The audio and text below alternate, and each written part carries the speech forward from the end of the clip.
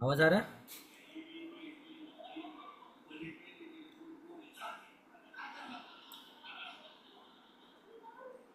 आवाज आ रहा है क्या? Yes sir. ये हम लोग ने ना संप्रप्ति आमुवत की मेन पांचवती जो कोर्स किया था हम लोग ने, उसके टाइम देखा था, करेक्ट? तो वही संप्रप्ति है, बट बाकी लोगों के लिए दिखाने के लिए ये किया है। बट आज अनफॉर्चुनेटली कम ही लोग ज्वाइन हुए।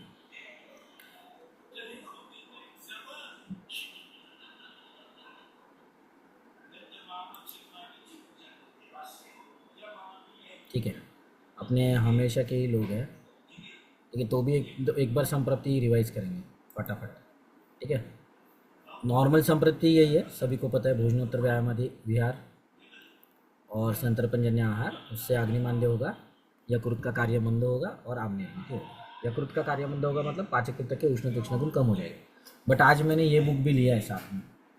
मतलब अभी दिखेगा नहीं वो स्क्रीन की वजह से। पांचोतिक चिकित्सा भाग 3 और बाल रोग चिकित्सा। ठीक है, तो उसमें मतलब पार्ट थर्ड जो है पांचोतिक चिकित्सा का थर्ड बुक, उसमें भी आमुवत का एक्सप्लेनेशन दिया है।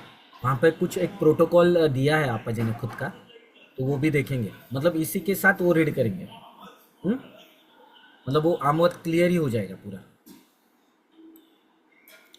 तो कल मतलब लास्ट टाइम हम लोग ने संप्राप्ति देखी थी कि हेतु सेवन से क्या होता है। हेतु सेवन मतलब क्या? विरुद्धाहार। मोस्टली विरुद्धाहार संयोग से कफ के गुरु स्निग्ध मृत्स्न शीत गुण की वृद्धि हो जाती है। कफ के गुण है, कफ दोष मतलब पृथ्वी प्लस आप महाभूत के, और उसमें भी गुरु स्निग्ध मृत्स्न शीत गुण की वृद्धि होती है। अब वायु की गति मंद हो जाती है, क्यों? क्योंकि ब्रुवण्य गुरु है।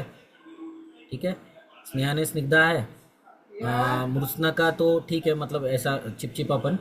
शीत से स्तंभने शीत, इसकी वजह से क्या होता है, वायु की गति मंद हो जाती है।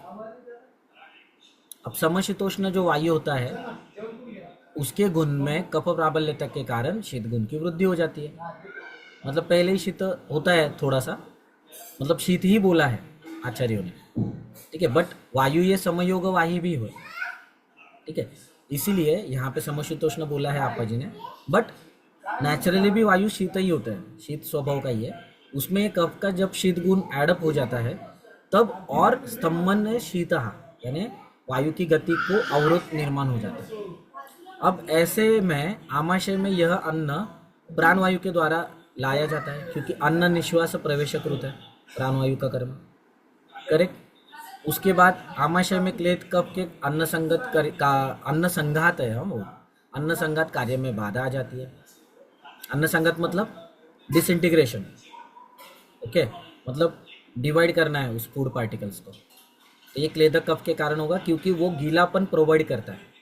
ठीक है, अब उसके बाद कार्य में बाधा आ जाती है, क्योंकि क्लेदक कफ में भी वो सभी गुण बढ़ जाते हैं, करेक्ट। मतलब ये ऊपर वाले गुरु स्निग्धम मृत्स्न शीत। ठीक है, और अन्न संगत में कार्य में बाधा आती है। आहार में घनता और पिच्छिल गुण वृद्धि होती है। मतलब स्निग्ध अभी हो गया पिच्छिल गुण में कन्वर्ट। मतलब स्निग्ध मतलब 1+ और पिच्छिल मतलब पकड़ लो 3 या 4+। स्निग्धत्व, अति स्निग्धत्व यानी पिच्छिलत्व। ठीक है, ज़्यादा बहुत ज़्यादा स्निग्ध हो गया, चिपचिपा हो गया अभी वो। और आहार में घनता और पिच्छल गुण वृद्धि हो जाती है, क्योंकि ये क्लेदक कफ का काम है ऑलरेडी शीत गुणात्मक है, शीत द्रव गुणात्मक है। रंजक पित्त उष्ण द्रव गुणात्मक है। द्रव गुण कॉमन रहता है रंजक पित्त और क्लेदक कफ में, बट डिफरेंस इज ओनली उष्ण रंजक पित्त है और शीत ये क्लेदक कफ। अब ये ऊपर वाले गुणों की वजह से क्लेदक कफ की भी डेंसिटी या स्ट्रक्चरल चेंजेस या बोलिए मॉलिक्यूलर चेंजेस हो जाते हैं, उसमें शीतता और द्रवता बढ़ जाती है। इसी वजह से आमाशय में तेज के संस्कार कम हो जाते हैं। तेज के संस्कार मतलब कौन? रंजक पित्त के। उष्ण द्रव संस्कार कम हो जाते हैं, इस वजह से भी घनत्व और पिच्छल गुण वृद्धि होती है। अब अन्न संगत का फेनुभूत नहीं होता है इस वजह से, क्योंकि रंजक पित्त और क्लेदक कफ, इनकी जो प्रोसेस होनी चाहिए थी सही तरीके से नेक टू नेक बैलेंस में, वो अब नहीं हुई है। ठीक है, इस वजह से क्या होगा, रंजक पित्त के उष्ण द्रवाधिक गुण कम होने की वजह से अन्न संगत का फेनीभूत होना, ये जो प्रोसेस होती है नहीं हुई, मतलब मधुरावस्था पक नहीं हुआ। तो क्या हुआ, अन्न आमाशय में पड़ा रहा, काल की अपेक्षा की वजह से क्या हुआ, वहां पे अम्लत्व प्राप्ति आ गई। नेचुरली अम्लत्व प्राप्ति नहीं आई है, पेनीभूत नहीं हुआ है, काल की अपेक्षा की वजह से, मतलब बहुत ज़्यादा समय तक वहां पे पड़ा होने की वजह से अम्लत्व प्राप्ति हुई। यह अम्लपाकी अन्न रस रसानुग होता है, ठीक है। व्यान वायु के द्वारा इसका विक्षेपण होता है, क्योंकि रस रक्त संवहन करना उसका काम है। विकृत रस के द्वारा शरीर का पोषण होता है। बाद में शरीर का पोषण करते करते त्रिक संधि आश्रय, मुझे आज ये बुक में फिजियोलॉजी के ये मिला है, उसमें एक मिनट, त्रिक शब्द का अर्थ दिया। त्रिक मतलब हम लोग मोस्टली कटिभाग लेते हैं, त्रिक संधि। दूसरा ये भी दिया है, मैं बताता हूँ आपको, क्योंकि वो दिखता है इसके आमोद के पेशेंट में। हाँ, त्रिक शब्द का अर्थ अवलंबक कफ संदर्भ करके है, हेमाद्रि की टीका में है। केचित तू मतलब कुछ लोग कहते हैं कि एक गायत्री याला आवर जरा नको करू ते तुटे। केचित तू बाहु ग्रीवा अस्ति त्रय संगातम त्रिकमाहु, मतलब दो बाहु ग्रीवा की अस्थि, ये जहाँ पे एक साथ आते, मतलब ये वाला रीजन, ठीक है, तो उसको भी त्रिक संधि ऐसे कहा गया। तद असत मतलब क्या, ये असत्य है। त्रिक शब्दस्य पृष्ठवंशाधारे एवं रूढ़त्वा, रूढ़ प्रथा क्या है कि त्रिक शब्द मतलब पृष्ठवंश के आधार से जो होगा, यानी सैक्रम और आपका पेल्विक गर्डन, वही आपको पकड़ना है।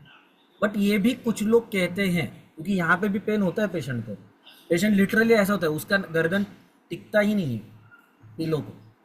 अगर if you lie down supine in supine position, it cannot touch. जब सीवियर रूमेटॉइड आर्थराइटिस लेके आता है पेशेंट, फुल स्टिफनेस जब रहता है, तब वो गर्दन भी ये नहीं कर सकता और बहुत पेन होता है उसका, ओके, पूरा हाइपर काइफोटिक कर्वेचर में चला जाता है, ठीक है।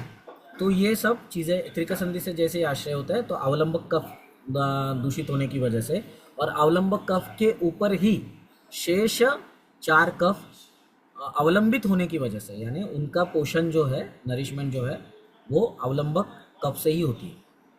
इस वजह से फिर मार्गावरोधजन्य संप्राप्ति की वजह से, वात की अव्याहत गति को अवरोध होने की वजह से वहाँ पे शूल की उत्पत्ति होती है, ओके। तो ये मुझे स्लाइड आपको दिखाना था, जो लोग नए हैं शायद, ठीक है। ये समझा है क्या? इतना डिटेल में संप्राप्ति नहीं दिया है किसी ने, ऐसा तो नहीं है, अपने संहिताओं में हम बोलो या और जगह पे बोलो, इतना डिटेल में नहीं मिलेगा आपको, ठीक है। तो ये मैंने बुक में से ही किया है, सिर्फ एक चार्ट जैसे तैयार किया है, बट है आपका जी का, ठीक है। अभी थोड़ा मैं ये ऑफ करता हूँ।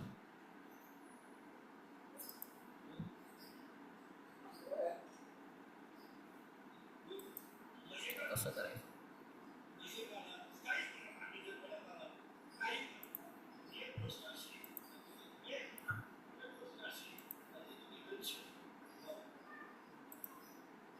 तो इस तरीके से हमें सोचना है।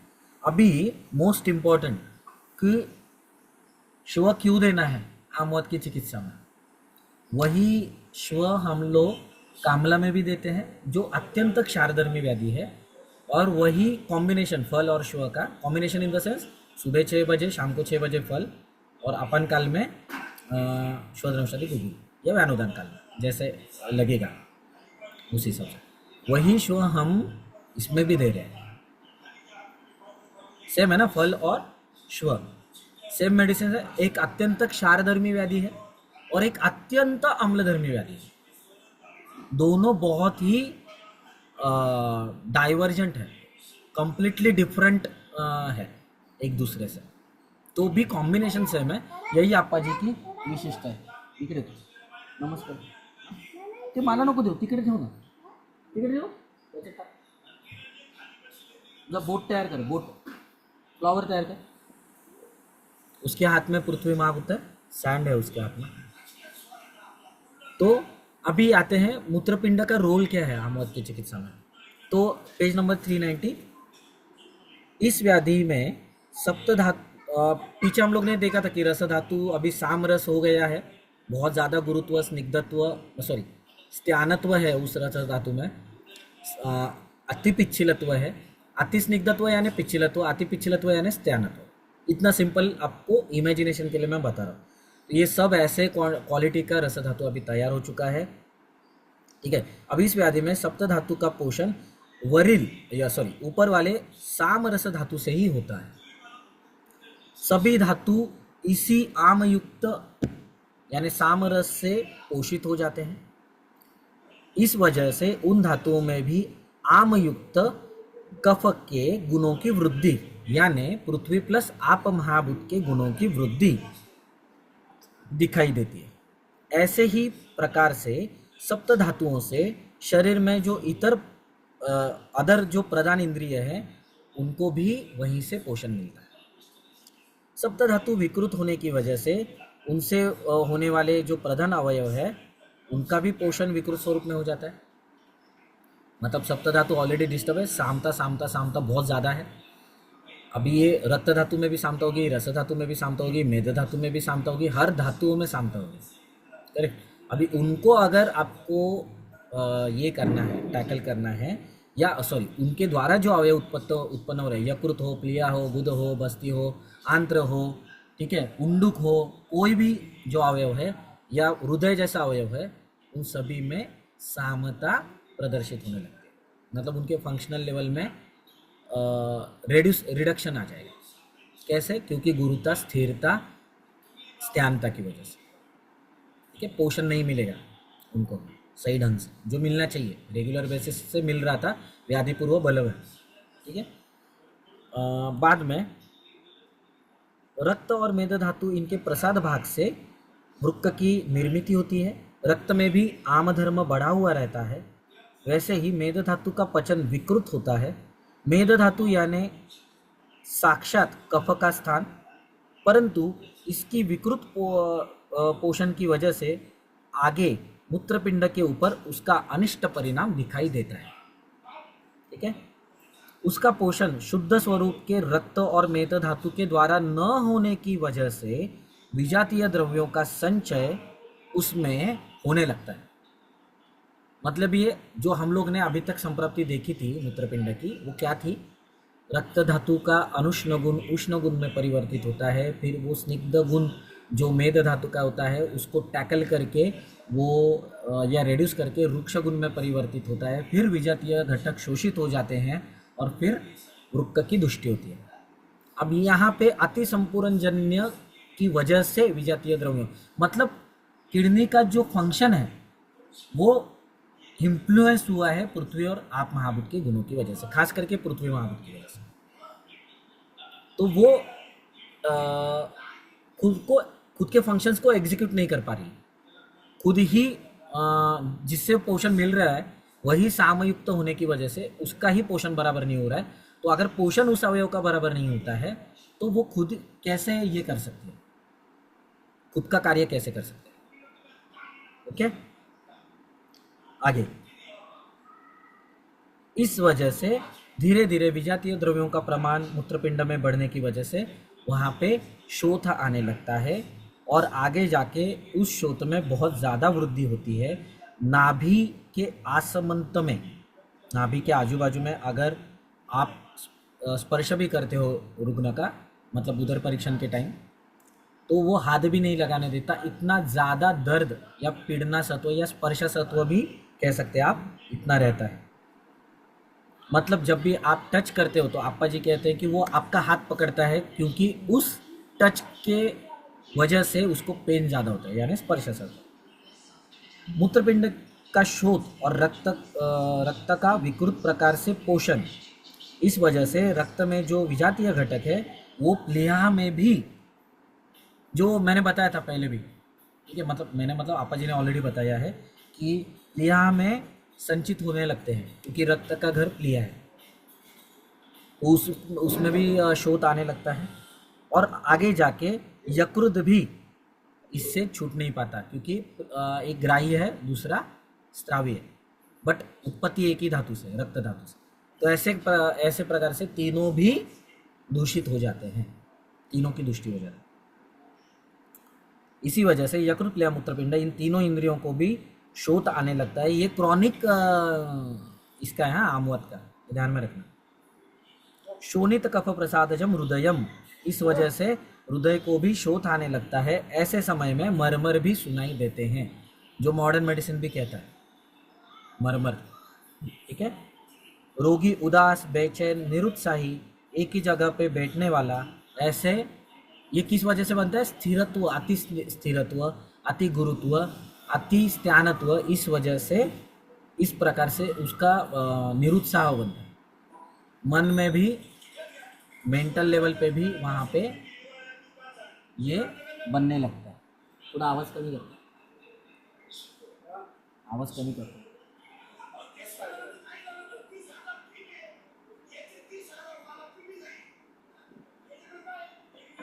आवाज़ नहीं आ रहा है ना पीछे से? ये तो एक आवाज़ है ना? हाँ।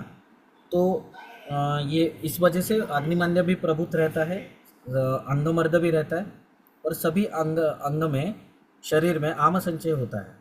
वात के अव्याहत गति को विरोध किया जाता है। बहुत ज़्यादा तृष्णा लगती है। तृष्णा क्यों लगती है पता है?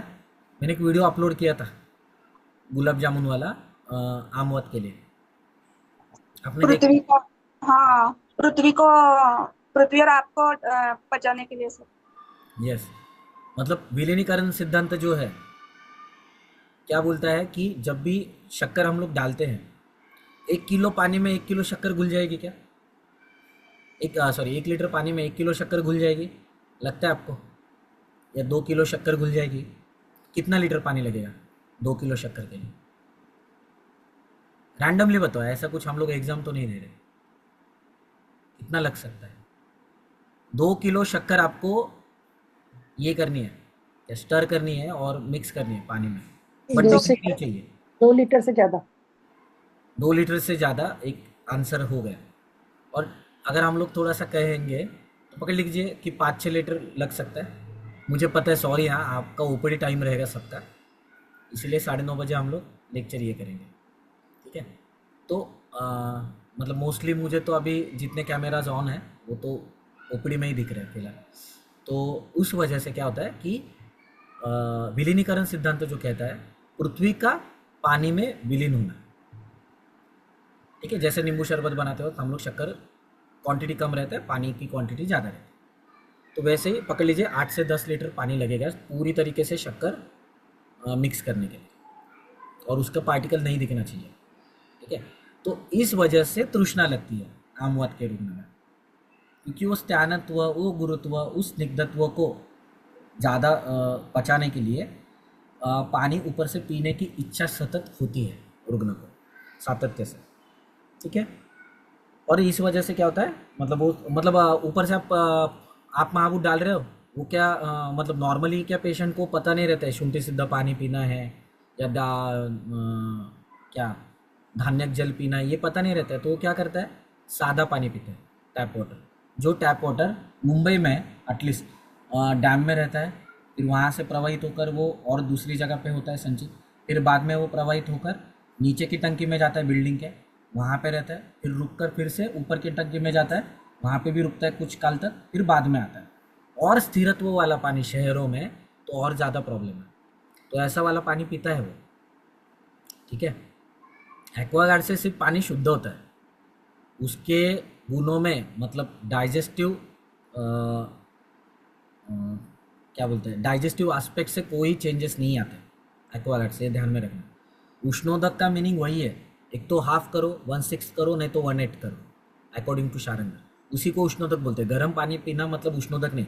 आम बात में आपको स्ट्रिक्टली बताना पड़ता है कि रिडक्शन ऑफ वाटर चाहिए वहाँ पे, तब जाकर वो आराम से लंघन स्वेदन, ये कर्म जो बताया ना, चिकित्सा कर्म, लंघनम स्वेदनम तिक्तम दीपनानी कटु नीचे, तो आपको चाहिए कि रिडक्शन हो। नॉर्मली हम लोग क्या बोलते हैं धनिया पानी पीते वक्त पेशेंट को कि 10 से 15 मिनट आप उबालो चाय के जैसे, क्योंकि इतना टाइम रहता नहीं। बट ये आम बात वाला जो पेशेंट है वैसे भी वो काम पे नहीं जा सकता है, तो खुद का खुद कर सकता है घर में। अगर हस्बैंड है, बैठा हुआ है घर पे या काम पे भी जा रहा है उस वेदना को लेकर, तो वाइफ को बोलना है कि रिडक्शन करे उस वाटर का, क्योंकि तभी जाकर वो पचन कर सकता है और ये तृष्णा, ये लक्षण कम होगा। अगर विकृत गुणों का, विकृत पृथ्वी का पचन करना है तो हमें उष्ण द्रव गुणात्मक ये लगेगा, पानी लगेगा, है ना। तो ये सब चीज़ों की वजह से, मतलब अभी फिर से पीछे की तरफ आते हैं, इस सभी चीज़ों की वजह से क्या आता है, आलस बहुत आता है, आलस से। अब आप थोड़ा थोड़ा याद कीजिए यकृत प्लिया मूत्रपिंड का, अगर जिन्होंने किया रहेगा अटेम्प्ट, तो आलस्य हो या ये हो अंगमर्द, मूत्रपिंड और ये प्लिया का दुष्टि लक्षण है कि नहीं आलस्य, उसमें आया देखो, हुशारी न लगना, नहीं हुशारी वाटत नहीं, ऐसा एक लक्षण है, तो प्लिया दुष्टि क्या है। सर्व अंग जड़ वाटते, मतलब सर्व अंग गौरवता, ठीक है। पृथ्वी इस महाभूत के गुणधर्मों की विकृत स्वरूप में वृद्धि होने की वजह से ये लक्षण उत्पन्न होता है। विशेषतः जॉइंट्स के यहाँ पे सूजन आना ये आम वात का प्रकार है, यानी मेन सिम्टम है।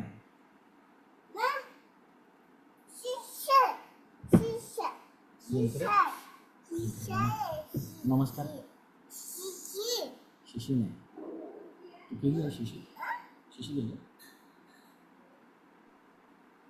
नमस्कार कर, नमस्कार करना नमस्ते। तो इस वजह से फिर क्या होता है,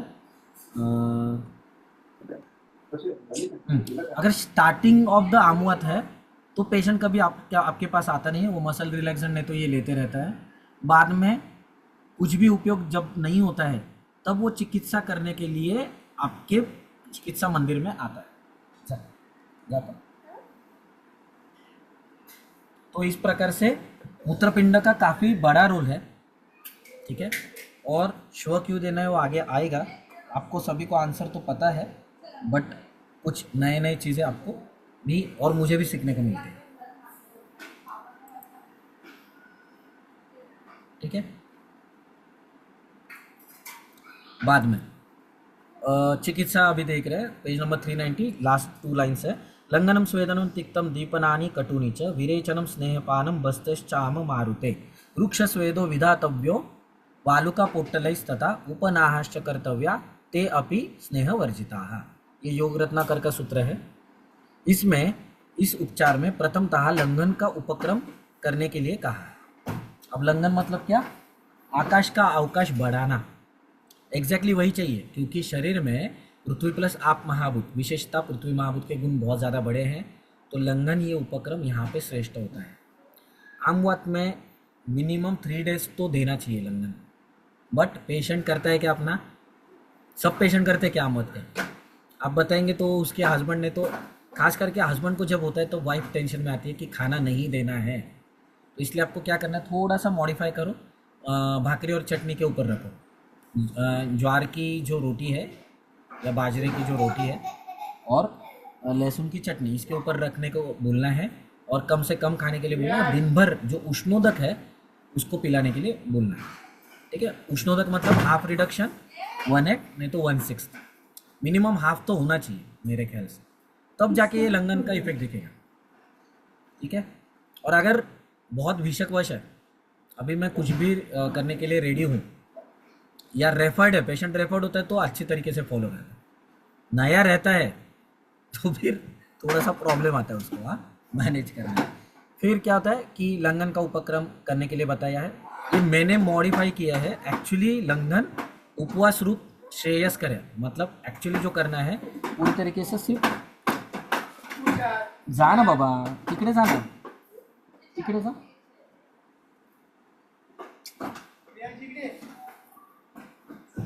तो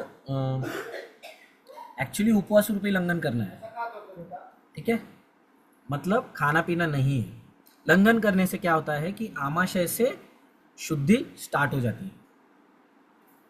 अगर हम लोग बोलेंगे थोड़ा तो बोधक कब से स्टार्ट होता है, जीवा से, हाँ, टू बी वेरी स्पेसिफिक। तो आमाशय से ये होता है क्योंकि आमाशय कफ का स्थान बताया है, ठीक है। लंघन से आकाशीय महाभूत का अवकाश बढ़ने के लिए मदद होती है। बढ़ने में मदद होती है। करेक्ट।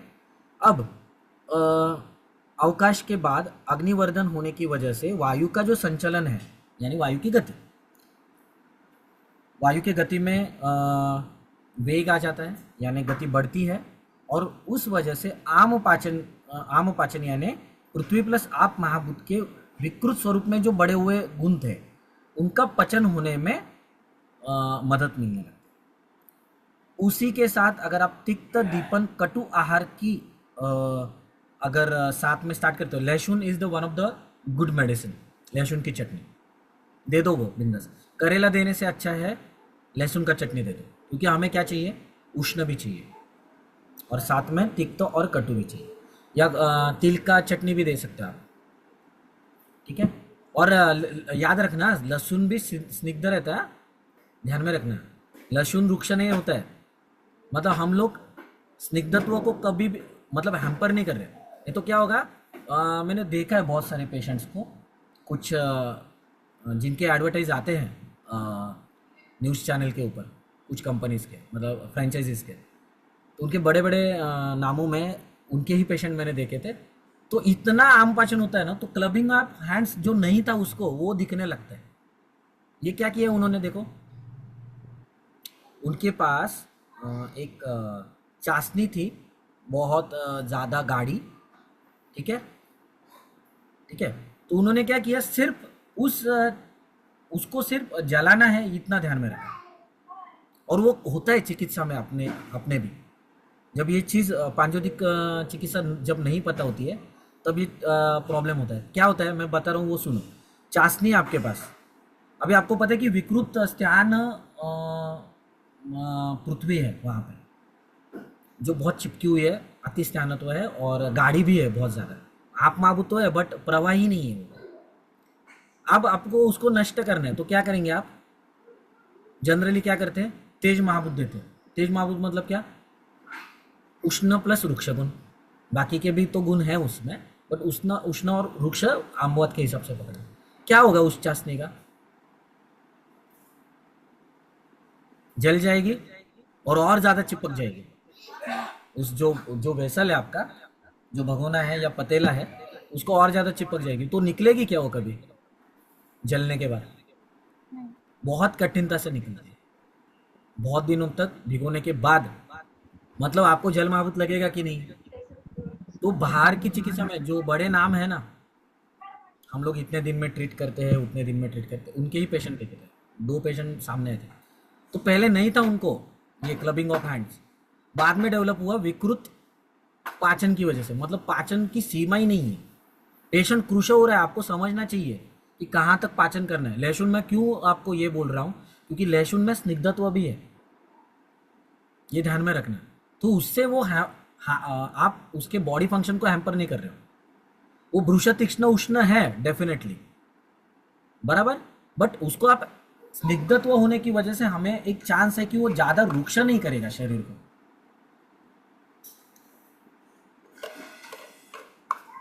समझ में आया बात? तो वो चीजें आप याद रखना। द्रव्य कौन सा है आपके दिमाग में, कौन सा है जो तिक्ता भी है, कटु भी है और दीपन भी है, कौन सा लग रहा है आपको? और आहार्य द्रव्य बोलना ना, तिक्ता मैं तो मोस्टली लहसुन ही बताता हूँ, और वो खाने के लिए रेडी भी होते हैं, क्योंकि लहसुन की चटनी लगती भी अच्छी है बेसिकली। कौन सा सर है? जीरा जीरा जीरा हाँ जीरा भी है, शुंठी जीरा। और ओवा ओवा ओवा भी है, अजवायन मतलब हिंग सर, हिंग। हिंग भी है ना, मतलब हिंगवा स्ट्रक्चर नहीं हो गया वो ठीक है। तो आप ऐसे दे सकते हो अगर वैसे आपने आहार में स्टार्ट किया लंघन देने के बाद।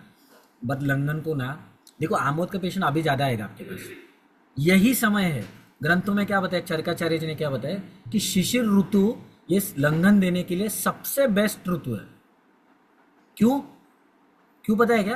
क्योंकि शिशिर, ये शिशिर का नाम है, शिशिर मतलब ठंडा, इसलिए उसको शिशिर बोलते हैं। हेमंत से सबसे ज़्यादा ठंड उसमें रहती है, भले वो विसर्ग काल में आता है, सॉरी आदान काल की शुरुआत में आता है, बट उसमें शिशिरता यानी ठंड ज़्यादा होती है, शीतगुण बहुत ज़्यादा होता है, करेक्ट।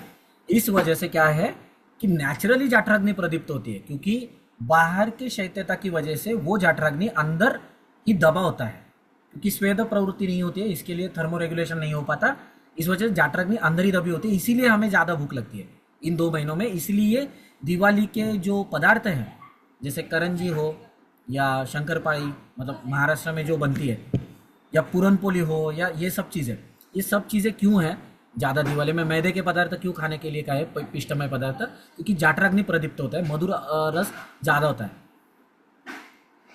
ठीक है। और मधुर रस की उत्पत्ति बताइए हेमंत में, ठीक है। और तिक्त रस उसको काउंटर बैलेंस करने के लिए शायद ये तिक्त रस आया है शिशिर में, अभी मुझे एग्जैक्टली याद नहीं आ रहा है, I am not sure about it, but तिक्त रस आया है शायद। तो बताना क्या है कि लंघन, अभी जब अगर पेशेंट आता है आपके पास तो लंघन दे दीजिए, या ओबेसिटी का भी पेशेंट आएगा ना, तो यही समय है। आप अगर सोचेंगे कि मैं ग्रीष्म ऋतु में दूंगा, जल्दी वेट रिडक्शन नहीं होगा, अभी ही होगा। तो शिशिर ऋतु या लंघन के लिए सर्वश्रेष्ठ बताया ऋतु, ठीक है। आगे तिक्त दीपन कटु आहार का आपको साथ में देना है उसको लंघन के पश्चात। और वो ये जो गुण है, तिक्त रस मतलब क्या, वायु प्लस आकाश, कटु मतलब अग्नि प्लस वायु, ये तीनों भी महाभूत हमें चाहिए, क्योंकि ये एग्जैक्टली आम के ऑपोजिट, विरुद्ध या ऑपोजिट गुण वाले हैं, ठीक है। तो तिक्त रस में जैसे अभी बोला वायु प्लस आकाश है, कटु में अग्नि प्लस वायु है, इस वजह से अग्नि वायु आकाश ऐसा संयोग होने की वजह से बहुत अच्छा परिणाम हमें देखने को मिलता है।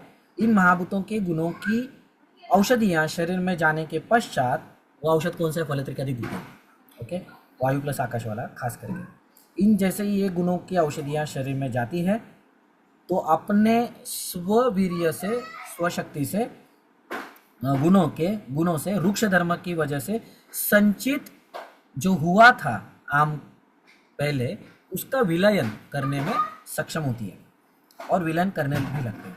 ये रस जैसे ही जिह्वा के संपर्क में आते हैं, तब शुरुआत में इन औषधियों का तिक्त रस या कटु रस समझ में नहीं आता, क्योंकि बोधक कफ के ऊपर भी आवरण आ जाता है, वो भी साम हो जाता है, इसलिए टेस्ट परसेप्शन नहीं हो पाता, इस वजह से उसकी ज्ञान प्राप्ति भी नहीं होती है।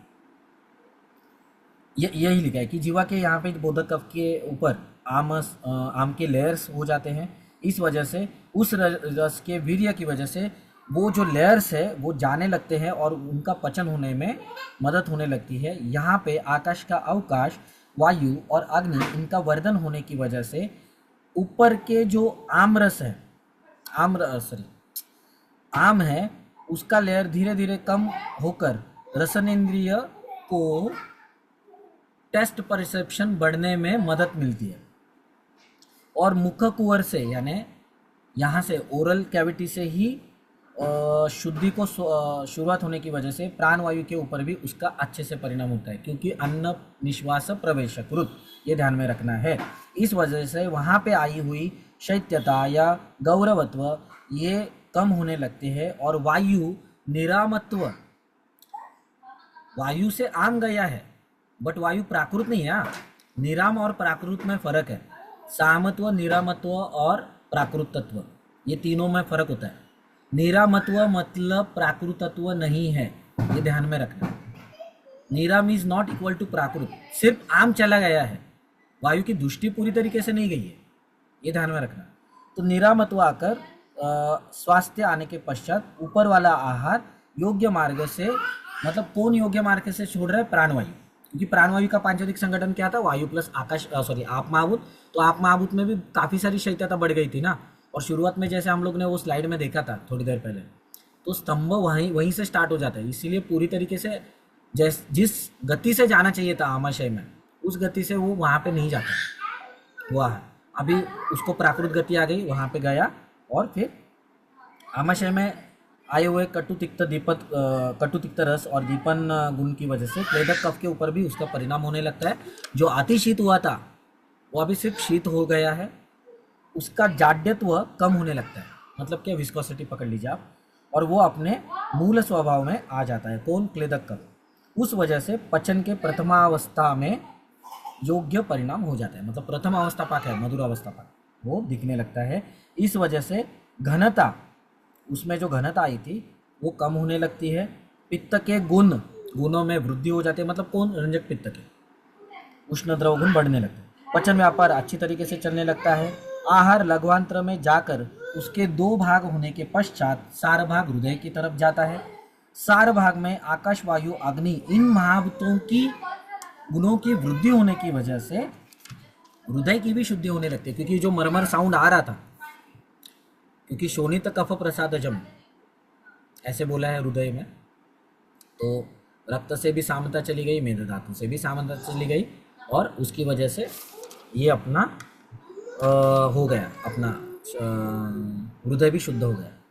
आम का पचन शुरू होने की वजह से हृदय के यहाँ पे होने वाला गौरवत्व कम होने लगता है। यही अन्न रस आगे धातुओं में भी शोषित हो जाता है।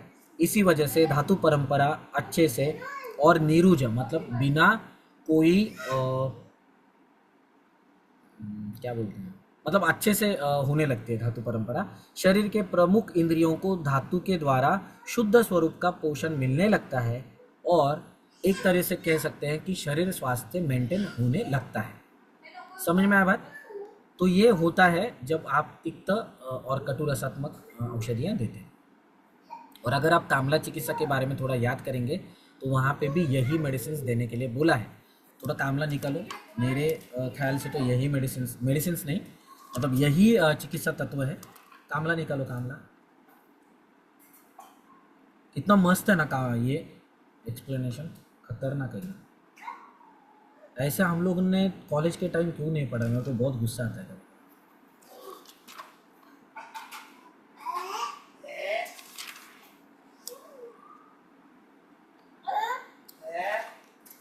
हाँ, पेज नंबर 217 में देखो, 217 सेकेंड लास्ट लाइन देखो। वृष आम्ल तीक्ष्ण कटुक लवण उष्णम च शस्यते। अब ये अत्यंत क्षारधर्मी है। आहार देने के लिए कैसे बोला है देखो, यहाँ पे भी लहसुन चलता है, वैसे दे सकते। इमली, लहसुन जो ज्यादा अम्ल और तीक्ष्ण कटुक लवण उष्णम च शस्यते, मतलब देने के लिए कहा है कामला में। क्यों? क्योंकि कामला ये अवरोधात्मक संप्राप्ति वाला है, आमवाद भी अवरोधात्मक है। यहाँ पे कटु तिक्ता आया है, यहाँ पे कटु लवण आया है, अम्ल कटु लवण आया है। यही भेद है सिर्फ कामला और आमवाद आहार में। बाकी सेम है, उष्ण है, तीक्ष्ण दे सकते हैं आप, ठीक है। और अभी शुरुआत में ये फर्स्ट बुक था आपा जी का, इसका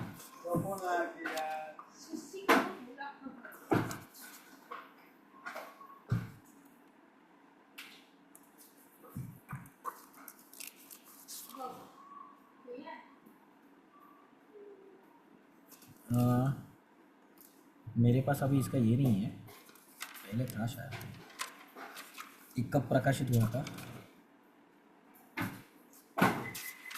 एक मिनट,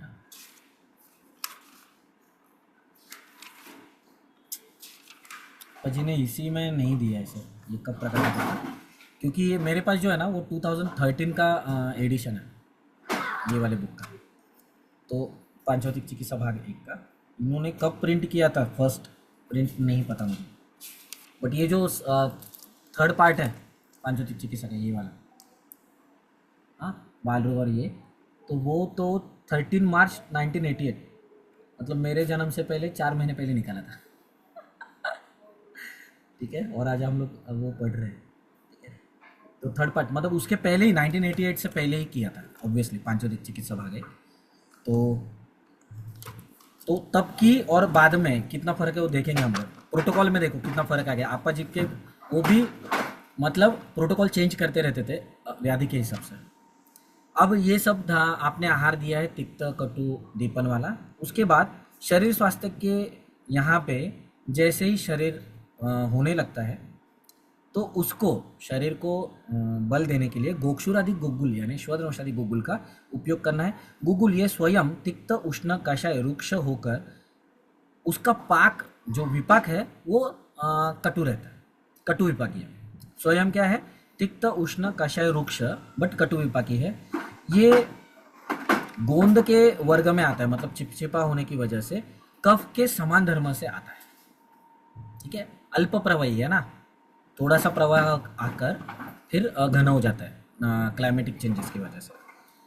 ये कफ के साथ कफ के साधर्म्य की वजह से उससे उससे मिक्स होकर उसको शुद्ध स्वरूप देने के लिए बहुत बड़ी मदद होती है।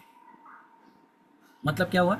कफ को बढ़ाएगा नहीं, क्योंकि ये स्वयं क्या है, अभी वो विकृत कफ था ना, तो इसको प्राकृत करने के लिए उसी का समान धर्मी क्या किया है? गुगुल यूज किया है, जो स्वयं कटु विपाकी है बट स्वयं तिक्त उष्ण कषाय वृक्ष है।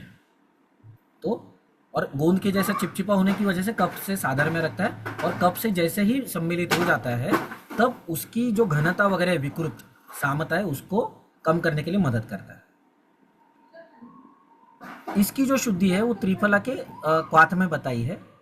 शुद्धि के लिए सुरवारी हरड़ यानी बड़े हरड़, मेरे अंगूठे के साइज की हरड़ यूज करनी है। विड्थ में इससे ज़्यादा रहेगी, मोटी रहेगी मेरे अंगूठे के या आपके अंगूठे के, तो वो यूज करनी है। मतलब 2 पर्व तो एटलीस्ट उसकी लेंथ होनी चाहिए इतनी, तब उसको जाकर सुरवारी हरड़ बोलते हैं। ये रंगारी हरड़ की इतनी रहती है, सिर्फ 1 पर्व इतनी। ठीक है, तो वो त्रिफला काढ़ा लेना है, और काढ़ा ऑथेंटिक बनाना है, ऐसे नहीं मतलब 1/16 लेकर 1/8 नहीं तो 1/4 एटलीस्ट होना चाहिए, तभी आपका गूगल मतलब ये मेडिसिन कम मात्रा में जाकर क्यों काम करती है। डोज हालांकि बाद में बढ़ाया है आपा जी ने, खास करके आमवत के पेशेंट में। बाकी जगह पे मैंने कहीं पे भी स्पेसिफिक डोसेज देखा नहीं है, बट पार्ट 3 में उन्होंने मेंशन किया है। ठीक है, वहाँ पे क्या लिखा है कि गोक्षुरादि गुगुल की वजह से मूत्रपिंड को आया हुआ जो शोथ था वो कम होने लगता है। शरीर में विजातीय द्रव्य मूत्र मार्ग से बहुत जल्दी जल्दी बाहर निकलने लगते हैं, और मूत्रपिंड का जो शोथ था वो 8 दिन में ही कम हुआ है, ऐसे चिकित्सा का अनुभव है आपा जी का। पार्ट 3 पेज क्या, 1 मिनट बताता, ऐसा चिकित्सा का अनुभव है आपा जी का। पेज नंबर 98 पार्ट 3 लेके बैठो, अगर आपके पास है तो लेके बैठो, मतलब समझ में आएगा। बाद में नाभि के आसमंत में जब आप चेक करते हो तो पहले जो रुग्ण बताता कि हाथ भी नहीं लगाने दे रहा था, अब वो हाथ लगाने के लिए अनुमति देगा, यानी आप उधर परीक्षण नाभि के आजू बाजू में कर सकते हो, और मूत्रपिंड का शोथ तो कम होने ही लगता है। वहाँ में जो त्रिफला काढ़ा था उस त्रिफला चूर्ण की वजह से दोषों का अनुलमन होने के लिए मदद मिलती है। ठीक है, प्लीहा और यकृत भी निरूज होने लगते हैं। निरूज यानी वेदना, निरूज यानी वेदना रहित होने लगते हैं, मतलब पीड़ना सत्व या स्पर्शना सत्व कम होने लगता है। क्यों? क्योंकि विजातीय घटक जैसे ही बाहर जाएंगे तो क्या होगा, प्लीहा में संचित जो दोष थे वो भी बाहर निकलने जाएंगे, और जैसे ग्राही ये अवयव प्लीहा ये क्लियर हो जाता है तो यकृत के ऊपर भी अच्छे से परिणाम दिखने लगता है। मतलब वाइसा वर्षा, उल्टा जा रहे हैं हम चिकित्सा में। और हृदय में शक्ति आकर उसमें जो आवाज आ रहे थे मरमर, वो भी कम होने लगते हैं। परंतु व्याधि के तीव्रावस्था के अनुसार 2 मिनट थांब देवी, सायकल पाहिजे ना, 2 मिनट। इसका परापशंती मध्यम वैखरी है ना, वैखरी बहुत तेज है ना प्रिया, ये त्याची सायकल काढ ना, 2 मिनट आई घरी मत थांब जरा। तो इस व्याधि की तीव्रावस्था के अकॉर्डिंगली आपको मतलब कितनी इंटेंसिफाइड है उसके लक्षण, उसके अनुसार औषध सेवन का काल भी बदलता है और बढ़ाना पड़ता है। अभी उन्होंने हिंट दिया था यहाँ पे, जो पार्ट 3 में उन्होंने कवर किया है। इस व्याधि के ऊपर स्वेद करने के लिए कहा है, वो भी रुक्ष स्वेद बताया है। इस व्याधि में स्नेह स्वेद करने से आपको बचना है। स्नेह स्वेद करना है, अगर आपको स्नेहन करना है तो किस तेल से करेंगे आप? महाविषगर्भ तेल से। ठीक है, वो वृक्ष है, उससे कर सकते हो आप। ठीक है, विषगर्भ नहीं तो इससे। और करडईला काय बोलतात हिंदी मध्ये?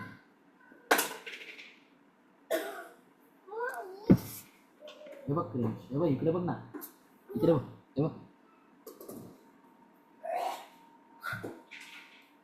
करडईला काय बोलतात करडई? सर हरडू.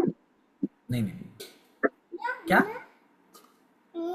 नहीं नहीं, करडई, करडईला काय बोलतात रे हिंदी में?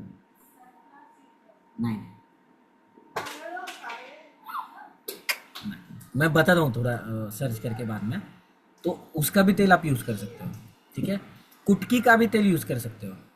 कुटकी में एक ही प्रॉब्लम है, तिक्त रसात्मक तो रहती है, बट शीत भी रहती है साथ में, ऐसा। तो ऐसे करके दे सकते हो, नहीं तो लहसुन का तेल दे दो अगर कुछ नहीं है तो। बट तिल तेल में देना पड़ेगा आपको, खोबरेल तेल में, मतलब कोकोनट ऑयल में नहीं देना। दे मिक्स कर तो इस तरीके से आप दे सकते हो। अगर कुछ नहीं है तो लहसुन सिद्ध तेल दे दो, रसुन सिद्ध, ठीक है। अब उसमें स्नेह स्वेद करने के लिए मनाही की गई है, बट कुछ कुछ टाइम क्या होता है, शुरुआत में उसको पता नहीं रहता है, तो कभी कभी रुग्ण खुद ही तेल लगाकर सेक लेता है, तब बहुत अच्छा लगता है। बट दूसरे दिन शूल वृद्धि बहुत तेज़ हो जाती है और इस वजह से स्नेह स्वेद नहीं लगता। और स्वेदन क्यों नहीं लगता है? द्रव स्वेद नहीं लगेगा। द्रव स्वेद से क्या होगा, आत्माभूत अंदर जाएगा, तो हमें वो नहीं चाहिए।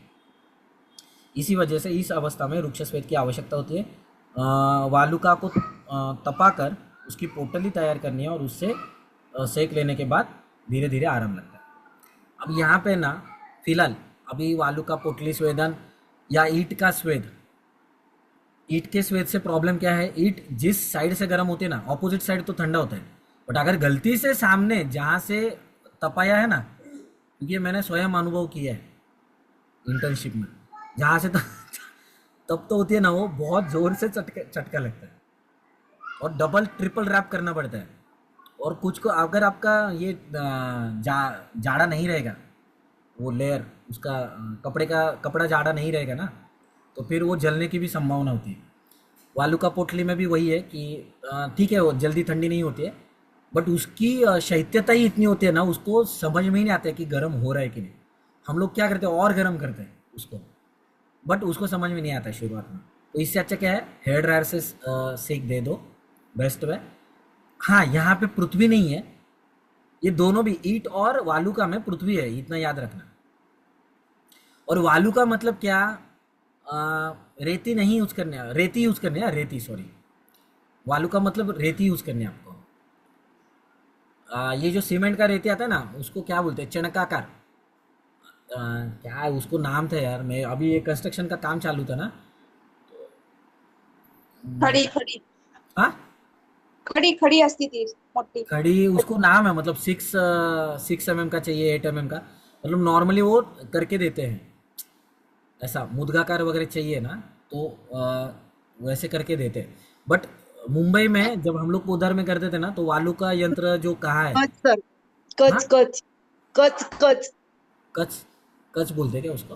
हाँ अच्छा, तो वो जो रेती है ना, सीमेंट वाला रेती चाहिए हमें, जो चौपाटी पे मिलता है सीशोर के यहाँ पे, वो नहीं चलेगा, ठीक है। तो वो वाला आपको लेना है। तो दोनों में भी पृथ्वी महाभूत है, वही है लॉजिक कि पृथ्वी से साम्य रखता है इस वजह से। बट अगर नहीं है तो 600-800 रुपए के हेयर ड्रायर से आपका काम हो जाता है ना, जो 1.5-2 घंटा लगता है पेशेंट को उठने में या हलचल करने में, वो तो समय बच जाता है आपका। क्यों आपको ये करना है, इतना टाइम क्यों ये करना है ना, उससे अच्छा ये करो, हेयर ड्रायर से फटाफट फटाफट। और रात में भी आपको ये करना है, सेकना है कान को, कान टोपी डाल कर लेटने के लिए कहना है पेशेंट को। अभी कान में रुई डालना तो कंपल्शन है, ठीक है, क्योंकि यहाँ पे जितना ये लगेगा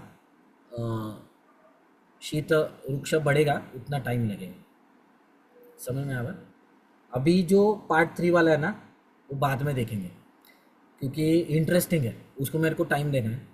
फिर बाद में एक तो कल लेंगे। इस महीने में कितनी बार हुआ है अपना लेक्चर? दीपावली में तो नहीं हुआ, 1 तारीख का, 8 तारीख को लिया था क्या? 8 तारीख को लिया था क्या? नहीं ना, ये महीने में हुआ है क्या लेक्चर अपना? हाँ सर, पार्ट 1 हुआ है ना आमवत का। पार्ट आमवत का 1 पार्ट ये 1। महीने में हुआ था क्या? हाँ कौन से तारीख को हुआ है? सर 9 तारीख को हुआ था, 9 तारीख को। वो है क्या? अच्छा, अभी क्या है, आज 18 है ना, सॉरी क्या है 19 है क्या आज? 18 है 18। 18 18 है। हाँ 18 है ना, मतलब लास्ट वीक में नहीं लिया था, करेक्ट, लास्ट वीक में नहीं लिया। तो अभी कल भी हम लोग एक लेक्चर लेंगे, सॉरी फिर फ्राइडे लेते हैं, ठीक है। आप आमवाद के थोड़े केस पेपर निकालो ना खुद के। देखो क्या है ना, सुनने में ठीक है अच्छा लगता है, बट प्रैक्टिकली हम लोग को सीखना है ना। थोड़ा केस निकालो आपका आमवाद के, जो पेशेंट नहीं ठीक हुआ था, और क्या क्या है आपके पास टूल्स, वो भी देखते हैं ना फिर, है ना, क्योंकि अभी आने ही वाले हैं पेशेंट, ये 2 महीने में ज़्यादा, जनवरी के एंड तक आएंगे ही आएंगे, समझा। तो थोड़ा निकालो केस पेपर्स, तो उसके ऊपर 22 तारीख को डिस्कस करते हैं, हाँ ठीक है। तो शो देना कैसा है वो भी देखेंगे। हाँ सुप्रिया जी बोला। रसोनादी से प्लीहा के ऊपर भी काम हो जाएगा ना सर? प्लीहा के लिए अलग कर देने की जरूरत नहीं है ना? नहीं देना पड़ता है ना, ऐसे नहीं देना पड़ता है, तीव्रास्त्र तो वरांगक फिर दिए बिना नहीं होगा, नहीं हो। वरांगक से धात्वग्नि मांद्य दूर होने के लिए मदद होती है। फिर वरांगक से भी रसोनादी उष्ण तीक्ष्ण है ना, फिर वरांगक रसोनादी दोनों मिलके दे सकते सर? दे सकते हैं, वो व्यानुदान काल में रखते हैं ना रसोनादी। हाँ और सुबह 6 बजे, शाम को 6 बजे रखने हैं, फिर बाद में ओके सर। ऐसा, ठीक है ठीक है। क्योंकि हम लोग को अल्टीमेटली द्रव गुण बढ़ाना है शरीर में। हम लोग शिवाद्रमशाली को गूगल को क्या बोलते हैं? हॉट वाटर, समझ में आया ना? हॉट वाटर बोलते कि नहीं? अरे हाँ या ना? यस यस कटु है कि नहीं उसमें? सुंठ पिंपली है कि नहीं? तो इस वजह से ये करते हैं हम, ठीक है। वो देंगे, फिर विलयन करेंगे। और जैसे हम लोग हमेशा बोलते हैं कि आमवत का आम मतलब क्या रहता है?